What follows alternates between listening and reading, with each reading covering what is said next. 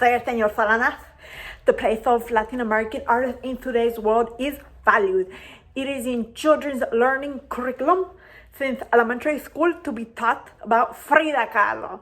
Diversity in art means when all styles and cultural backgrounds in Latin America are equally represented throughout the art pieces that are being displayed. Female artists play a huge role in the world of Latin American art and from all over the world as well. And they should be considered because enough is enough.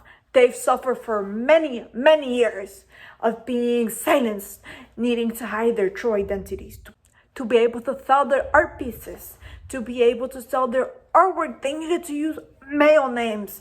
The racial and ethnic composition of Latam is very diverse, so artwork must reflect the reality. So there simply can't be a huge display claiming to be diverse, but mainly only having paintings or artists representing the Latinos of Spanish descent. That is not inclusive.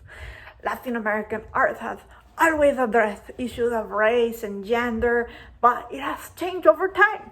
Because before, it would be seen as paintings of natives and African descent, tending to the Spanish hierarchy, or women being objectified. But now, direct words or actions are read and printed in the artwork, since back then, people wouldn't have the freedom of speech they do now, or will to fight to have, since some countries remain silencing their people to this day. But now people have towns to support if the government were to do something against them. But there must be particular pieces of artwork to add an understanding of the different cultures, languages, and people that represent Latin America. I understand that the title Latin American art can sometimes be a limiting label when it comes to art. That's simply art for art's sake. I believe that contemporary artwork is a perfect way to explain how sometimes the label is limiting. Because, for example, if a Latino artist creates contemporary or artwork for art's sake, a non-Latino may assume it's not Latin American because non-Latinos assume all Latin artwork is only artwork involving our culture, people, history, present-day issues, etc. So a perfect way to incorporate contemporary Latino art is for tourist attractions to incorporate them in their attractions. So not only are tourist attractions implementing diversity, but amazing entertainment as well. Who doesn't love going to an optical illusion museum?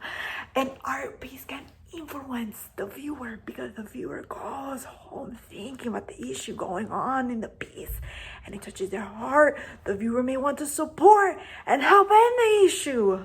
Everyone who visits El Museo del Prado from all over the world, especially the immigrants from Latin America and Spain, to feel represented in the country they now call home.